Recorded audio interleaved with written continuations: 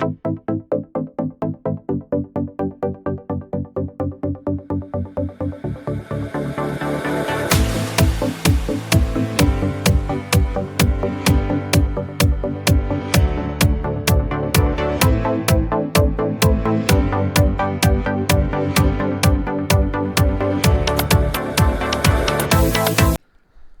buenas tardes, amados hermanos, qué gusto saludarles nuevamente en esta clase de la carrera ministerial correspondiente al bloque número 1, etapas de madurez. Amén. Estamos viendo esta serie también de estudios organizados en la teología sistemática y estamos viendo la doctrina de Jesús y vamos a continuar con la humanidad de Jesucristo, parte 2, y sin más preámbulo, vamos a orar para que el Señor nos guíe en este estudio para su bendita gloria.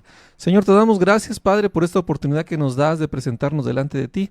Te bendecimos, te exaltamos y te rogamos que seas propicio a nuestros pecados, a nuestras rebeliones, y nos concedas la gracia y la misericordia de poder conformarnos más a tu voluntad. Guíanos en este estudio, que sea tu palabra la que nos hable, que sea tu Espíritu Santo el que nos guíe, siempre la verdad de tu evangelio, para gloria tuya. Te damos gracias, Padre, en el nombre de Jesús. Amén y amén. Muy bien, amados hermanos, vamos a iniciar sin más preámbulo. Jesús, lección 34, Jesús, su humanidad. Amén. Vamos a estudiar este tema. Perfecto. Vamos a hacer aquí tantito para centrar la imagen. Aquí estamos. Muy bien. Perfecto, amados hermanos. Muy bien. Comentábamos lección número Jesús, su humanidad. Parte 2, ¿ok? Perfecto. La necesidad de su encarnación, vamos a ver aquí, ¿ok? Muy bien. El eterno Hijo de Dios dejó su gloria en el cielo, nació de una virgen y caminó en la tierra como Jesús, el Hijo de Dios y el Hijo del Hombre, completamente Dios y completamente hombre. Pero ¿por qué era necesario que Dios llegara a ser hombre? ¿Ok? ¿Por qué la humanidad del Señor? Esta es una pregunta que vamos a resolver. ¿Ok? En esta parte de la lección veremos 4 razones principales de la encarnación. El Hijo de Dios llegó a ser hombre. Muy bien. Bueno, amados hermanos, vamos a aclarar un asunto importante aquí. Completamente Dios y completamente hombre. ¿Por qué? Porque la Escritura, lo vamos a ver ya más adelante, nos refiere que Jesús, siendo igual a Dios, no estimó, ¿verdad?, ser igual a Dios como cosa que aferrarse, sino que se despojó a sí mismo. Ahora, él se despoja a sí mismo, pero no se despoja, él no puede despojarse del título que le pertenece, que es ser igual a Dios. Amén. Aquí únicamente es un acto de amor, de misericordia, donde Él se humilla de una decisión voluntaria, pero no está renunciando a su deidad, ni está dejando su deidad. Él deja el trono, deja ese lugar de honra que le pertenece legalmente, que le pertenece por justicia, pero él toma una decisión de humillarse. Entonces, Él sigue siendo Dios, no está en la función de Dios, ¿verdad? Está en la función de hombre, completamente hombre, pero su función de Dios sigue intacta. O sea, esa no se pierde, no se renuncia. No dice en ninguna parte que Jesús renunció, ¿no? No se puede, porque Él es el Rey soberano, es el Rey eterno, es por siempre y para siempre. Entonces esta parte es importante de entender, porque completamente Dios. Acuérdense que como Dios, el Señor Jesús nos da poder, como hombre nos da ejemplo, y Él se humilla precisamente para darnos ejemplo. Pero vamos a verlo aquí a más detalle. Muy bien. Perfecto, vamos a iniciar. Para revelar a Dios a los hombres, es uno de los objetivos de que Jesús tiene que encarnar, ¿ok? Es importante porque el Señor nos trae la revelación a un nivel humano. En todo el antiguo pacto se ha mostrado que es imposible que el hombre entienda verdaderamente las realidades de la palabra, del evangelio, pero viene el Señor Jesucristo a explicárnoslo de manera personal, en nuestro propio lenguaje, en nuestro propio entendimiento, siendo semejante a nosotros, ¿ok? Muy bien. Entonces vamos a ver esta verdad, la primera verdad que vamos a ver, uno de los motivos por el cual el Señor, una de las razones por las cuales el Señor tiene que encarnarse y venir a nosotros es esta. Uno, para revelar a Dios, para revelarnos al Padre. ¿Ok? ¿Qué enseña la Escritura? ¿Qué enseña la Escritura con respecto a la incapacidad del hombre de conocer a Dios por medio de su propia inteligencia o intuición? ¿Verdad? Inteligencia o intuición. Amén. ¿Por qué usamos estas dos cosas, amados hermanos? Bueno, miren, Dios es sabio, soberano en su creación. Y vamos a ver, por ejemplo, vemos a algunos animales de la creación, los perros, ¿no? Y nosotros decimos, tiene inteligencia. No, aquí hay un error, porque la inteligencia se define ya como un acto razonado de incluso el temor de Dios. Es un concepto más completo. Lo que tiene el perro es un instinto. Este instinto es dado por Dios para una función natural de este animal. Y así como a toda criatura le da este instinto, también como hombre nosotros en nuestra parte carnal tenemos este instinto, esta intuición. Ajá, entonces la próxima vez que tú digas, mira el perrito, qué inteligente, bueno, deberías usar el término, mira, es admirable el instinto del animal que muestra amor, que muestra fidelidad, ¿no?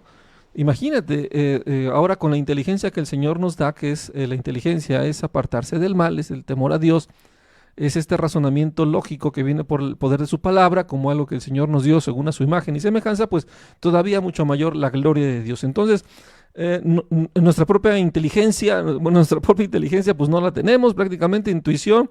Nuestro instinto pues está corrompido por el pecado, como animales irracionales, y bueno, necesitamos que realmente alguien nos ayude a entender, alguien nos explique los misterios del Señor. Job dice, Job 11, del 7 al 9, dice, ¿descubrirás tú los secretos de Dios? Amén. Eso es para todos los hombres. El Señor le dice a Job, pero hay un principio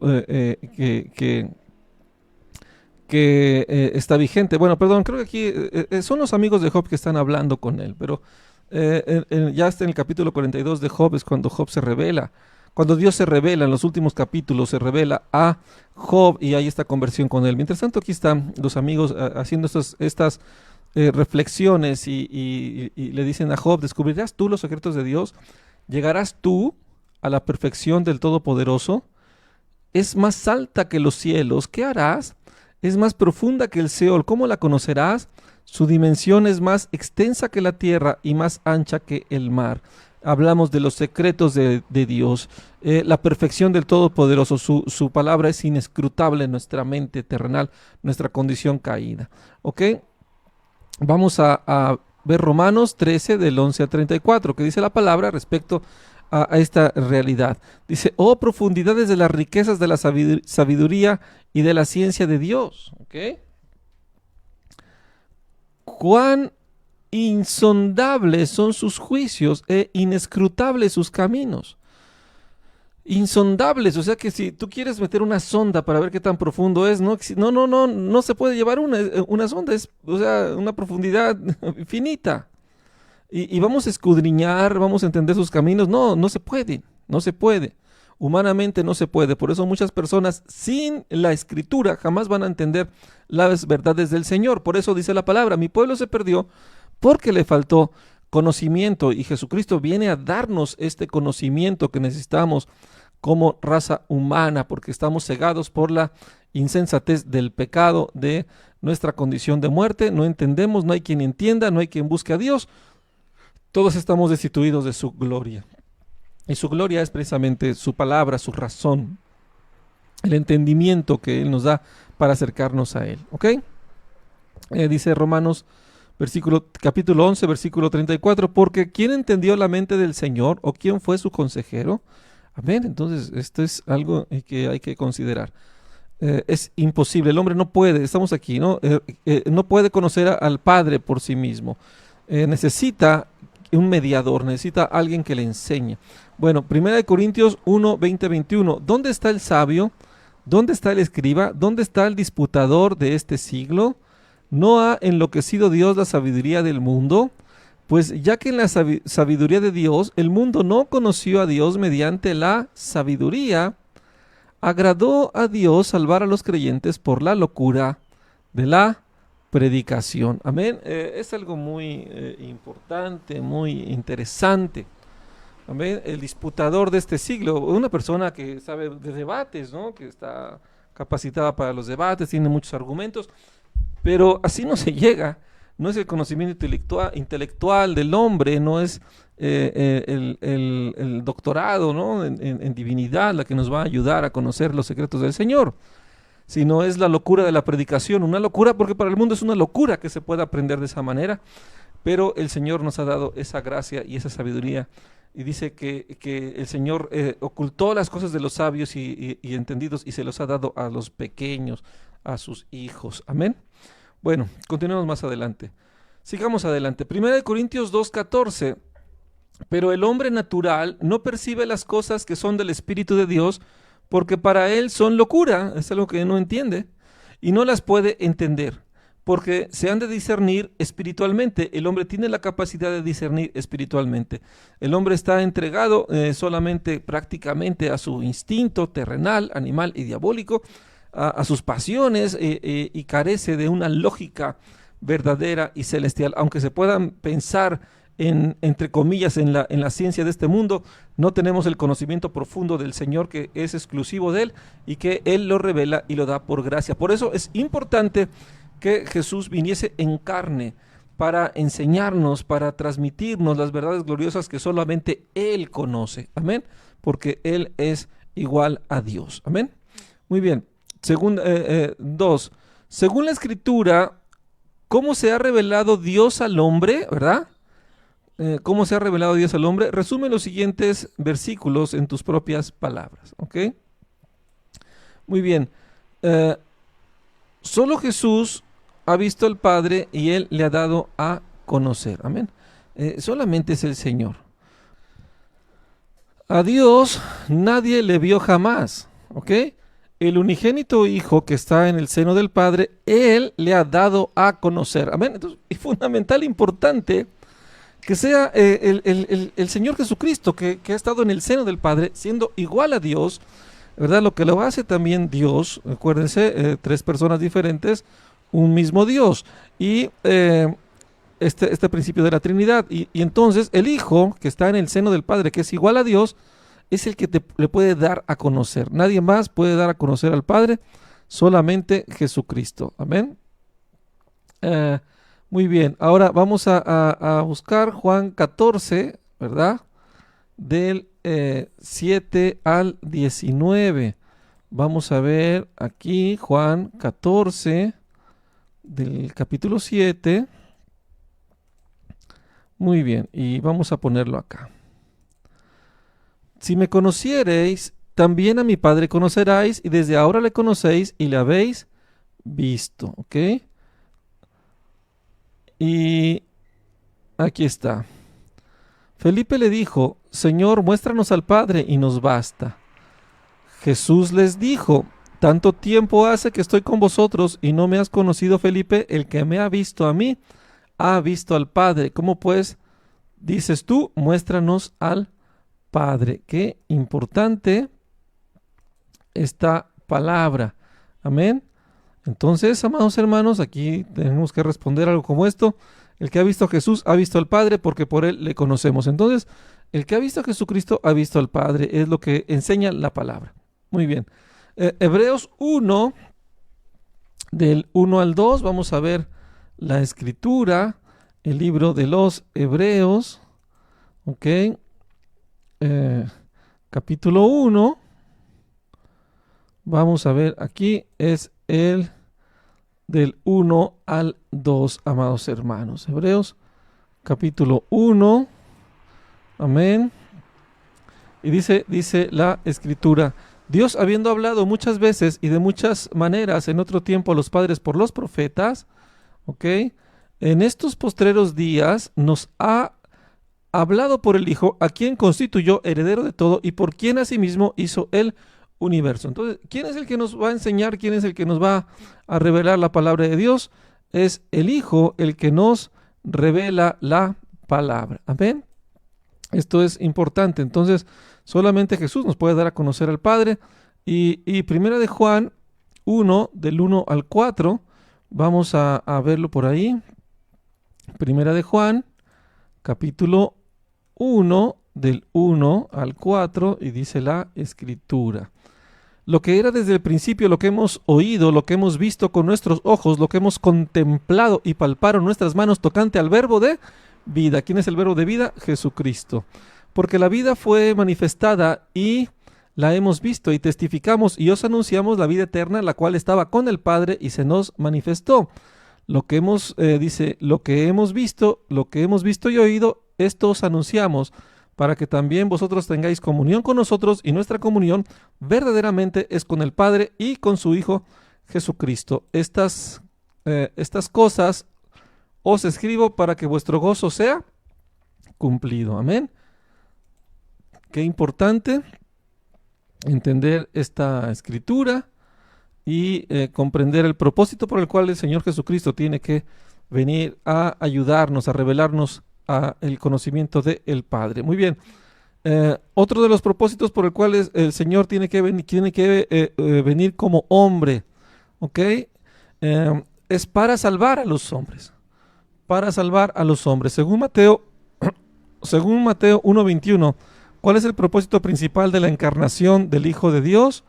Dice Mateo 1:21, dice: y dará a luz un hijo y llamará su nombre Jesús, porque él salvará a su pueblo, ¿ok?, de sus pecados.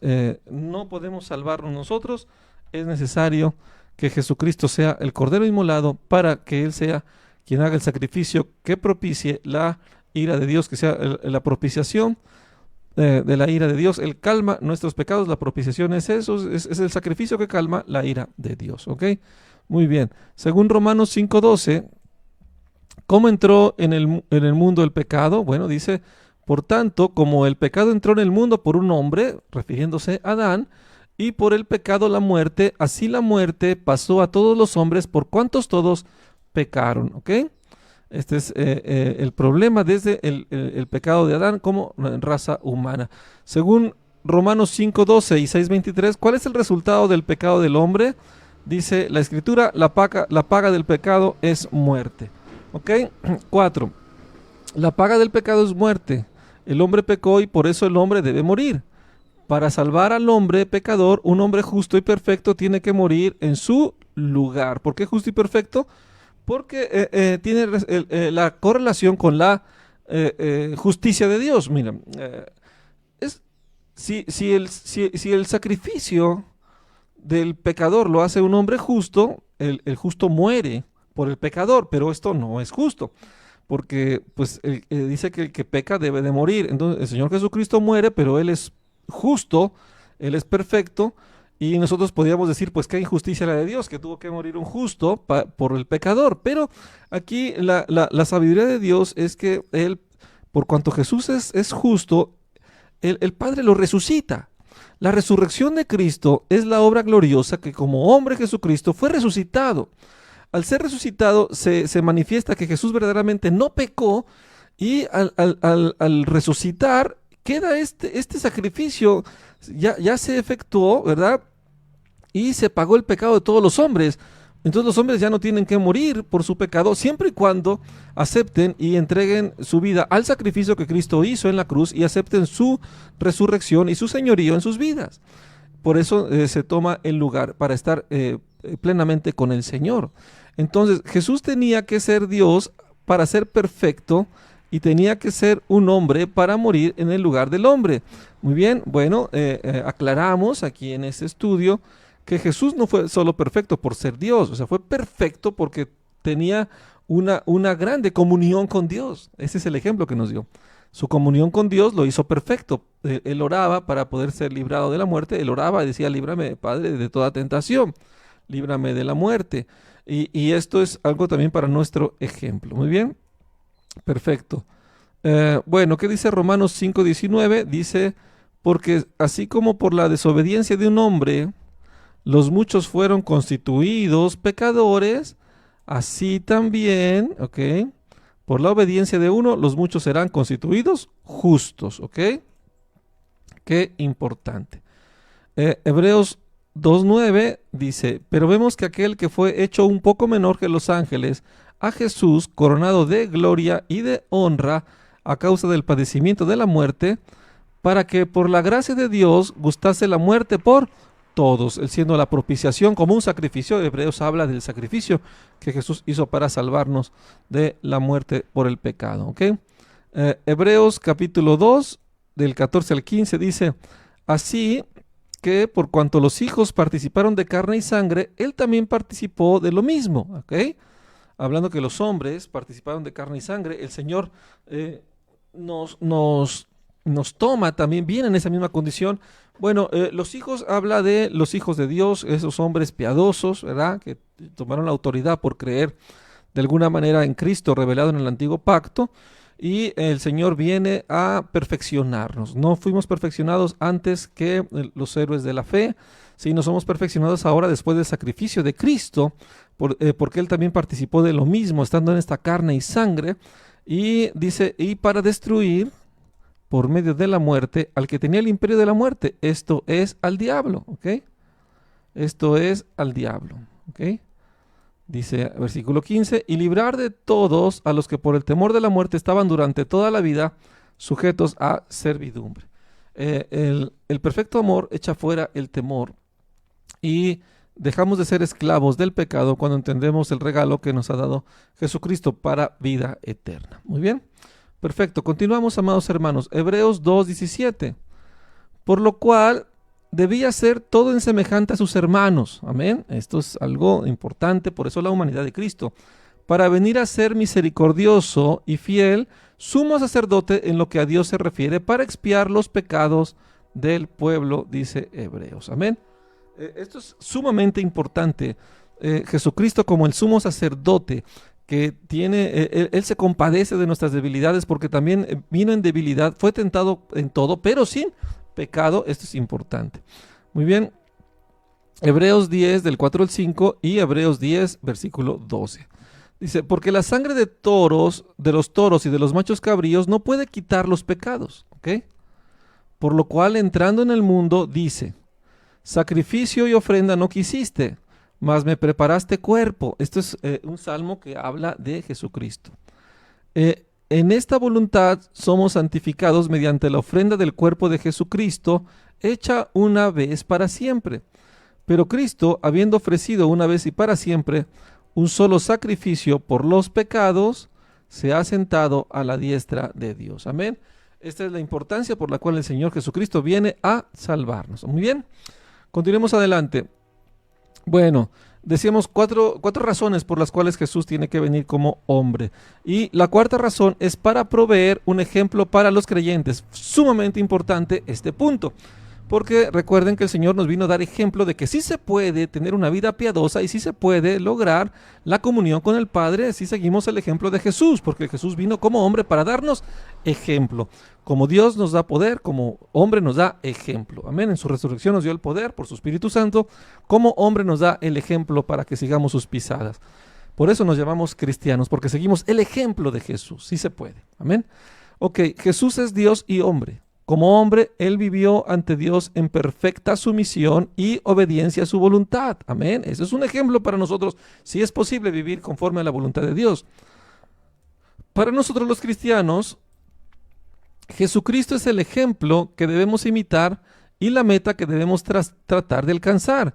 ¿Qué enseña la Escritura con respecto a esta gran verdad de que Jesucristo es el ejemplo para nosotros? Bueno, decimos aquí, Primera de Corintios 11:1, sed imitadores de mí, así como yo de Cristo. Aquí vamos a imitar a nuestro Señor Jesucristo. ¿Ok? 2, Primera de Juan 2:6, dice, el que dice que permanece en Él debe andar como Él anduvo. Amén. Amén. Tenemos que andar como Él caminó, como Él anduvo, como Él se comportó. El testimonio es fundamental. El testimonio es fundamental, es altamente importante. Amén. Muy bien, vamos a continuar. Hebreos 3, Hebreos 12 del 1 al 3, dice, por tanto, nosotros también teniendo en derredor nuestro tan grande nube de testigos, despojémonos de todo peso y del pecado que nos asedia y corramos con paciencia la carrera que tenemos por delante. Amén. Puestos los ojos en Jesús, el autor y consumador de la fe, el cual, por el gozo puesto delante de él, sufrió la cruz, menospreciando el oprobio, y se sentó a la diestra del trono de Dios. Amén, amados hermanos. ¿En quién hay que poner los ojos? Hay que ponerlos en Jesucristo, viendo su ejemplo, viendo su conducta, viendo su fe, viendo su amor. ¿Ok? Dice aquí el versículo 3, al final de Hebreos, de este texto que leíamos, Hebreos 12, 1 al 3, dice el versículo 3, considerad aquel que sufrió tal contradicción de pecadores contra sí mismo, considerad a Jesús, ver su ejemplo, para que vuestro ánimo no se canse hasta desmayar. ¿Ok? Muy bien, entonces el Señor Jesucristo nos vino, ¿verdad?, a dar ejemplo. Muy bien, último punto, amados hermanos. El Señor Jesús, ¿ven?, también vino como hombre para socorrer a los creyentes, para darles auxilio en el peregrinar. La salvación es la parte terminal del proceso. Ese proceso va a terminar en la salvación. Mientras estamos en el peregrinar, necesitamos ayuda, y esa ayuda nos la da nuestro Señor Jesucristo. Siendo Dios y hombre, y habiendo vivido en este mundo, ¿verdad? Volvemos a explicar, siendo Dios, Él se despojó, pero nunca dejó de ser Dios. No actuó en este mundo como Dios, actuó como hombre, pero sigue siendo Dios. Amén. Hay que aclararlo. El Señor Jesucristo sabe cómo es la realidad humana. Las necesidades y pruebas del cristiano no le son incomprensibles, porque Él mismo ha sufrido. Por eso el Señor Jesús sabe socorrer a los cristianos en su tiempo de necesidad. ¿Qué enseña la Escritura con respecto a esta verdad? Muy bien, vamos a ver. Número 1, Juan 16:33. Estas cosas os he hablado para que en mí tengáis paz. En el mundo tendréis aflicción, pero confiad, yo he vencido al mundo. El Señor ya venció al mundo. Todo lo que representa el deseo de los ojos, los deseos de la carne y la vanagloria de la vida, el Señor ya los venció. Así que hay que fortalecerse en Él, hay que caminar en Él, en ese ejemplo, para seguir sus pisadas. Él nos va a ayudar. Señor, ayúdame, yo no puedo, y Él va a responder. Amén. Esto es importante. Primero de Juan 5:5. ¿Quién es el que vence al mundo, sino el que cree que Jesús es el Hijo de Dios? ¿Por qué? Porque Jesús venció al mundo. Si yo creo que Jesús vence al mundo, entonces puedo vencerlo yo también, no en mi fuerza, sino por la obra de Cristo en mí. Amén, qué importante. Si yo creo, Jesús, tú has vencido al mundo, ayúdame a vencer al mundo como tú lo hiciste. Amén, con tu poder, con tu gracia, con tu misericordia. Ayúdame, Señor. Por eso dice la oración, nos presentamos al trono de la gracia para hallar gracia y misericordia para el oportuno socorro. Amén. ¿Quién nos da el socorro? El Dios de la gloria, el Padre, a través de su Espíritu Santo, por el sacrificio de su Hijo. Dios nos ayuda, Jesucristo nos ayuda, Él es nuestro socorro. Alzaré mis ojos a los montes, ¿de dónde vendrá mi socorro? El socorro viene del Señor, que hizo los cielos y la tierra. ¿Ok? Bueno, Hebreos 2:18 dice, pues en cuanto Él padeció siendo tentado, es poderoso para socorrer a los que son tentados. Él padeció siendo tentado, pero sin pecado, ¿ok? Él es poderoso para socorrer a los que son tentados, dice Hebreos 2:18. En este versículo tenemos mucha, pero mucha esperanza. Muy bien. Y para concluir, dice aquí Hebreos 4, del 15 al 16, porque no tenemos un sumo sacerdote que no pueda compadecerse de nuestras debilidades, sino que fue tentado en todo, según nuestra semejanza, pero sin pecado, ¿ok?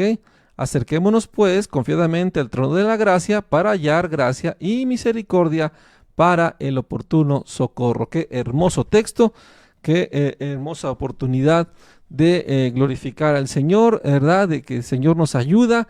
Y bueno, amados hermanos, hemos terminado este tema. Espero que hayan resuelto su cuestionario de esta manera, ¿verdad? Estamos ratificando la clase para fortalecer el estudio que ya hicieron ustedes. Y bueno, amados hermanos, vamos a seguir adelante en estos temas de la carrera ministerial, y Dios quiera nos permita comprometernos con nuestro crecimiento espiritual buscando la palabra de Dios. Muy bien, vamos a orar para agradecer esta clase y que el Señor nos permita seguir adelante. Padre, en el nombre de Jesús te agradecemos tanto esta oportunidad que nos das de acercarnos delante de ti. Gracias por este conocimiento, gracias porque tú viniste como hombre, Señor Jesús, para darnos auxilio, para darnos socorro, para darnos ejemplo. Te bendecimos, Señor, te agradecemos tu misericordia y te pedimos que nos ayudes a seguir adelante para continuar en el camino de la gracia y serte agradable en todo, Señor. Ayúdanos, Padre, te necesitamos, Señor. Perdona nuestros pecados, acuérdate de nuestras debilidades y guíanos siempre al camino recto. Te lo pedimos en el nombre que es sobre todo nombre, en el nombre de Jesús. Amén y amén.